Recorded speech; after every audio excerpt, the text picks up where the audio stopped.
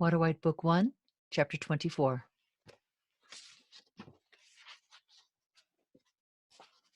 Is everyone okay? Celeste got back to her feet. It was a stupid question. Orville's wings had lost their shimmer. He was bleeding and his eyes kept rolling back. Chimney was a mess, and if his leg wasn't broken, it was certainly dislocated.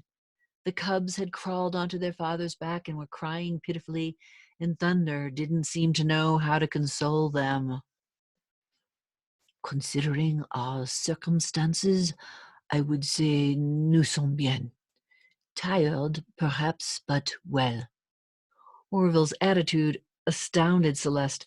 Exhausted and badly injured, he still focused on the positive.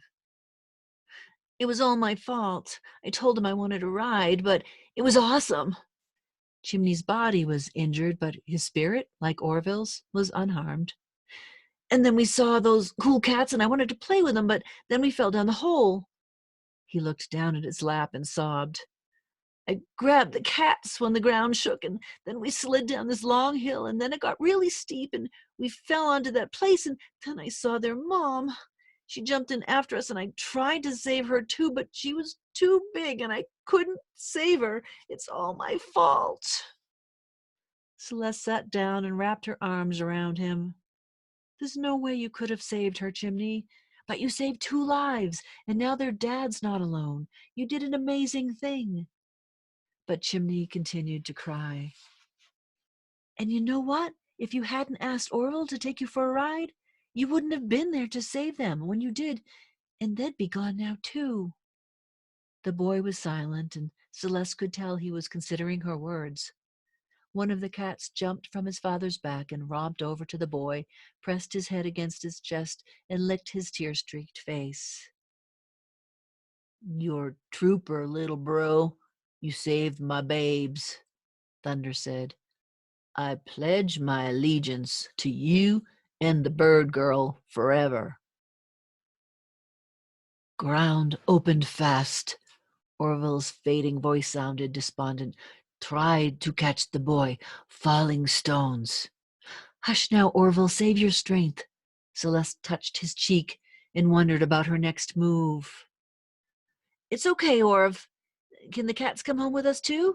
Chimney asked. Wait a minute, when did this happen? Celeste looked from Orville to Chimney, surprised to see them talking to each other. Had to communicate with the boy, Orville whispered. He understood. Why wouldn't I understand, you silly? I can hear. Chimney reached down and touched his leg tentatively. But only you can hear me with our mind talk, Orville relayed to Celeste. So can they come? Can they come? And how are we going to get home? My leg hurts and I'm really tired. Celeste wished she had thought to bring the boat with her. There was no way she could carry them all, especially with 2 of them injured. Thunder, I'll come back for you and your cubs after I get them to a doctor. But you could start heading south while I'm gone. It's miles away, but I think you could make it there before sunrise.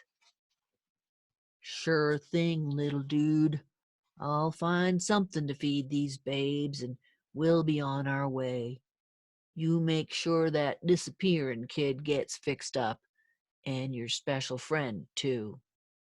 Okay, I'll see you soon. Celeste stroked the fur on Thunder's cheek, and he leaned into her hand. Chimney, who's the village doctor? Never seen no doctors. Nobody gets hurt 'cause almost everybody stays inside. Well, let's hope someone there knows something about broken legs and wings.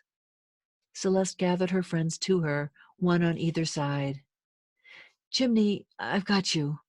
I've got Orville too, but if you could reach around me and hold onto Orville's arms, it sure would help. Here we go now. And Thunder, I'm really, really sorry about Blossom. The beautiful beast had no words to reply, but bowed his head low. Come, Starla, Storm, he called to his cubs. They leapt onto his back and began their southward journey as Celeste took to the air between her 2 injured friends. She was anxious to get back to the village, but flew cautiously to ensure Orville's safety. He was fading fast. It was dark by the time they crested the last hill, and she could see the people starting to disperse from ritual. "What's that?" a voice from below shouted, pointing to the bizarre sight in the sky. "There they are, she found them." Nick's voice rose above the others, and soon there was a tremendous murmuring from the crowd below as they gathered together again to watch the arrival. It was just as she expected. She was returning home a hero. She would find someone to set Chimney's leg and Orville's wing, and with food and rest, they'd heal quickly. She'd gather the villagers together the very next day and determine what assets they had. She'd convince them that with their combined abilities, they could stop living in fear by taking control of this situation. Her plan would have to work. It was the only thing that made sense to her.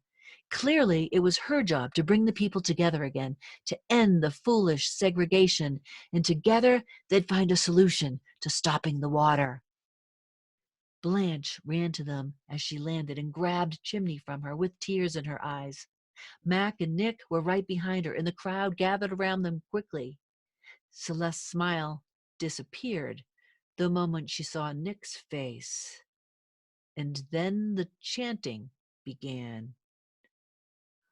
"Overleader, overleader, overleader, overleader."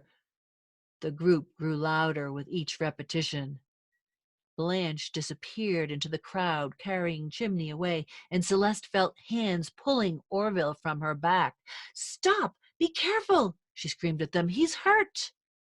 But he too disappeared in the throng, and she was grabbed and pulled away with the ceaselessly chanting crowd. "Let me go! My friends need me! Where are you taking me?" she screamed, struggling against the overpowering crowd. She tried to fly from them, but too many hands held her back. In the confusion and in the cacophony, she couldn't hear her own thoughts. She couldn't reach Orville.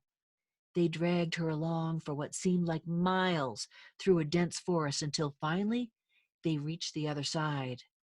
The group stood silently holding her before a decrepit house with a black vulture perched atop the crumbling chimney. The front door opened, and Celeste struggled once more to free herself from the mob. The bird disappeared into the chimney. It was the last thing Celeste saw before something struck her on the head, knocking her unconscious. That ends chapter 24 of book 1.